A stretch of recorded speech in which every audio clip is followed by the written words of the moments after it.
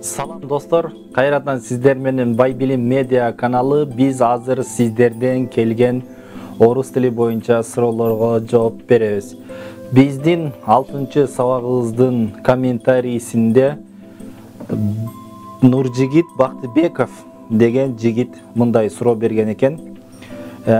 Бул суроого жооп берерден мурда мен сизден кечирим сурайм, анткени көпкө кечигип калдым. Видео чыгаруудагы оңой иш эмес, анткени бир видео чыгаруу кээде бир күндүк убакытты алат. Ошон үчүн кечирим сурайм, туура түшүнөсүз деп ойлойм. Менде мындай суроо пайда болду.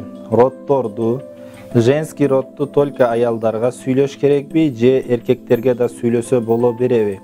Мисалы старая дегенди дейт. Бул өтө актуалдуу суроо. Ошондой эле мага көп берилүүчү суроолордун бири. Сиз жалаң эле аялдар кечке эле женский род менен сүйлөй берет деп түшүнбөңүз.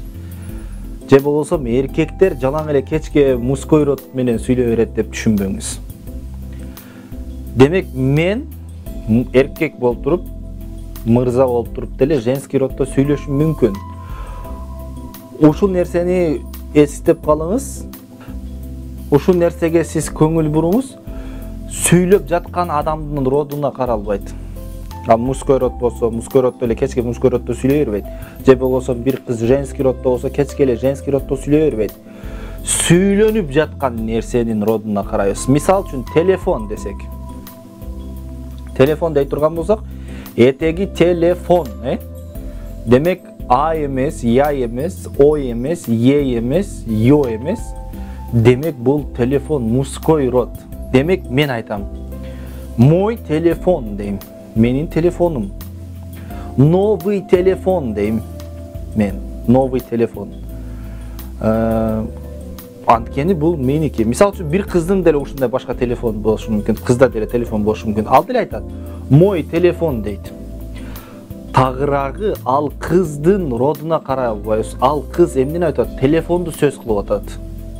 Мына ошон үчүн кыз дагы мой деп айтат.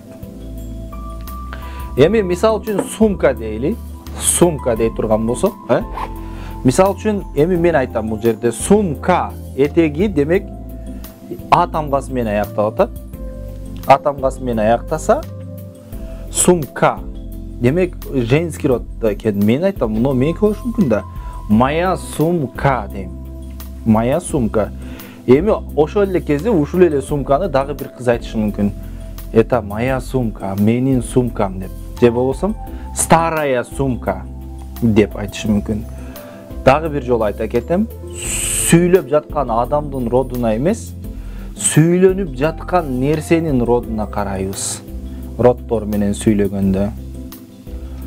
Анда эмсе, дагы сиздерде ушундай суроолор болгон болсо, комментарийде сөзсүз калтырыңыздар, биз сиздерге жооп беребиз. Кайрадан жолугушканга чейин саламатта туруңуздар.